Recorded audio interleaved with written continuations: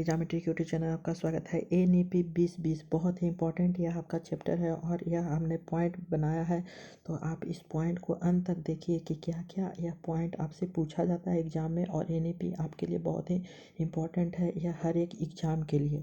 तो सबसे पहला यहाँ पॉइंट है कि पाठचर्या का लचीलापन।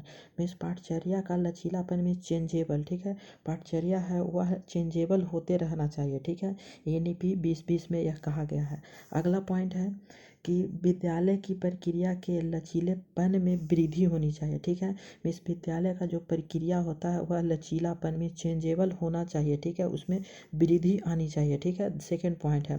अगला पॉइंट है क्या कि विद्यालय की पाठचर्या का विषय वस्तु में कटौती होनी चाहिए। ठीक है, कि जो विद्यालय का जो पाठचर्या होता है वह विषय वस्तु मीन्स थीम, ठीक है, उसमें कटौती होनी चाहिए। मीन्स उसे कुछ कम करना चाहिए। ठीक है, उसी विषय में या तो जोड़ना चाहिए या उसको विषय को कम करना चाहिए। ठीक है, इसमें यह कहा गया है।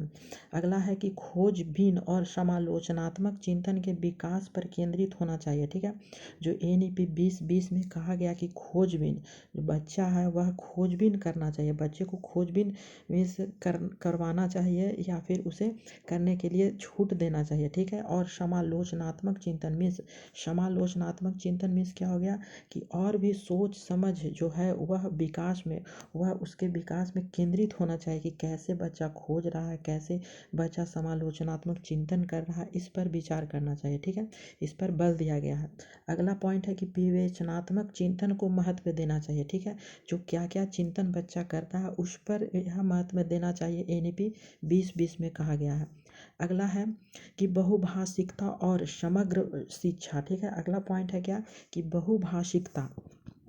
बहुभाषिकता का मतलब क्या हो गया कि बहुत से भाषाओं का ज्ञान। ठीक है, बहुभाषिकता बहुत बहुत से भाषाओं का ज्ञान बच्चे में होना चाहिए और समग्र शिक्षा होनी चाहिए। ठीक है, मीन्स यहाँ पे जो पॉइंट कहा गया है कि आप जब हिंदी सीख रहे हैं तो इंग्लिश भी आपको सीखना ज़रूरी होता है। ठीक है, और भी आप अदर लैंग्वेज भी सीखिए। तो यह शिक्षा यह एनईपी 2020 में कहा गया है। अगला क्या है कि संरचनात्मक समझ पर जोर देना चाहिए। ठीक है, जो संरचनात्मक यह एग्जाम में बहुत बार पूछा गया है कि संरचनात्मक क्या होता है, तो इसी पर यहाँ पे पूछ दिया गया है कि संरचनात्मक समझ पर जोर देना चाहिए। संरचनात्मक मीन क्या क्या बच्चा नया नया क्रिएटिव कर रहा है, क्या क्या बच्चा कर रहा है। ठीक है, उस पर यह जोर देना चाहिए। अगला है क्या, अगला है आपका पॉइंट कि लचीला। लचीला मीन्स चेंजेबल। बहुस्तरीय एक गति आधारित अधिगम मीन्स सीखने की कैसे कैसे सीखना है। ठीक है, जो बच्चा है वह कैसे सीख रहा है इस पर बहुत जोर दिया गया है। क्या सीख रहा है, कैसे सीख रहा है, इस पर एनईपी 2020 में यह जोर दिया गया। ठीक है, अब अगला है आपका पॉइंट कि मूल्यांकन में। ठीक है, मूल्यांकन में एक निश्चित अवधि में बच्चे की प्रगति का पता लगाने के लिए महत्वपूर्ण होता है। मूल्यांकन कहते हैं किसे। ठीक है, मूल्यांकन में सुधार करने के लिए। ठीक है, मूल्यांकन में सुधार करने में एक निश्चित अवधि में बच्चे की प्रगति का पता लगाने के लिए महत्वपूर्ण होता है। जो मूल्यांकन तभी होता है जब बच्चे की क्या किया जाए, प्रगति का पता लगाया जाए। मीन्स बच्चा कहाँ तक सीखा है और कैसे सीख रहा है और क्या क्या गलतियाँ कर रहा है। ठीक है, तो इसीलिए मूल्यांकन किया जाता है। मूल्यांकन में सुधार होता है। अब अगला पॉइंट है क्या कि मूल्यांकन के उद्देश्य। ठीक है, मूल्यांकन का जो उद्देश्य होता है वह विद्यार्थियों के कक्षा में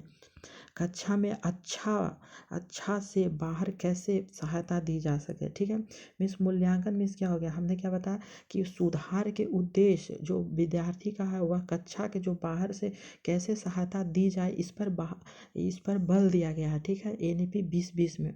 अगला पॉइंट है कि विद्यार्थियों के लिए बहुभाषिकता होने के उच्च संज्ञानात्मक लाभ हैं। ठीक है, जो विद्यार्थी है जो बच्चा है वह बहुभाषीय, बहुत से भाषाओं की जानकारी भी होनी चाहिए और उच्च संज्ञानात्मक का लाभ इससे मिलता है। ठीक है, संज्ञानात्मक का लाभ मिलता है मीन्स बहुत से यहाँ पे संज्ञानात्मक मीन्स बहुत से ये हो गए हैं क्या क्या यहाँ पे विचार आपका हो गया। ठीक है, मीन्स स्मृति का विचार हो गया, संज्ञानात्मक, संरचनात्मक, ये सब बहुत ही इंपॉर्टेंट अगले वीडियो में भी देखेंगे। ठीक है, अब अगला है क्या शिक्षा नीति में वर्तमान में सक्रिय 10+2 के शैक्षिक मॉडल के स्थान पर शैक्षिक पाठ्यक्रम, जो पाठ्यक्रम है वह 5+3+3+4 शिक्षा प्रणाली के आधार पर विभाजित करने की बात कही गई। यह डायरेक्ट आपके क्वेश्चन में भी आया है कि 10+2 जो 10+2 है उसके वर्तमान में क्या शैक्षिक पाठ्यक्रम का प्रणाली अपनाया गया, किस में विभाजित हुआ है, तो वह 5+3+3+4 पर यहाँ पे दिया गया है, बात कही गई है। ठीक है, अगला है क्या पॉइंट कि NEP 2020 में कक्षा 5 में, ठीक है, कक्षा 5 की शिक्षा में मातृभाषा, ठीक है, जो कक्षा 1 से लेकर के 5 तक बच्चा होता है उसमें मातृभाषा में बच्चे को सिखाया जाता है। ठीक है, मातृभाषा या फिर स्थानीय भाषा या फिर क्षेत्रीय भाषा को अध्यापन के माध्यम में अपनाने पर बल दिया गया है।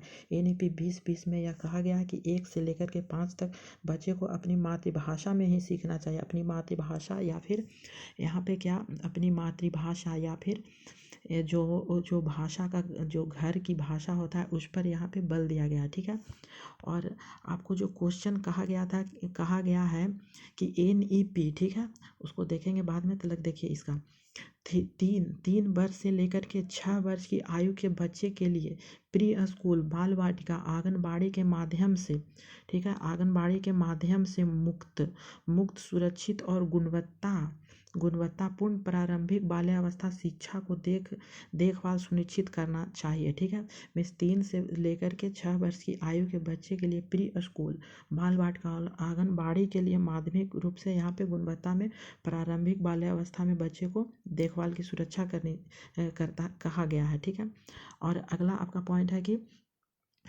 6 वर्ष से, ठीक है, 6 वर्ष से 8 वर्ष की बच्चे को विद्यालयों में कक्षा 8 से कक्षा 1 से और कक्षा 2 में, ठीक है, कक्षा आपका क्या है, कक्षा 1 और कक्षा 2 में शिक्षा का प्रदान की जाएगी। मीन्स क्या लक्ष्य रखा गया, तो 2030 तक सकल नामांकन हेतु 100% का लक्ष्य रखा गया है। ठीक है, और NEP में जो पूछा गया था कि NEP 2020, ठीक है, सबसे पहले कहाँ लागू किया गया। ठीक है, कहा गया कि नई शिक्षा नीति 2020 को लागू करने वाला भारत का पहला राज्य कौन सा होता है। ठीक है, कौन सा है, तो वह आपके लिए इम्पोर्टेंट यह आपका पॉइंट है। ठीक है, तो कर्नाटक है। ठीक है, कर्नाटक यह आपके लिए बहुत ही इम्पोर्टेंट आपका प्रश्न है, आप इसे याद कर लीजिएगा। ठीक है, वह NEP 2020 जो पहले सबसे पहले वाला राज्य है वह कर्नाटक में लागू किया गया है। ठीक है, तो thank you for watching this video.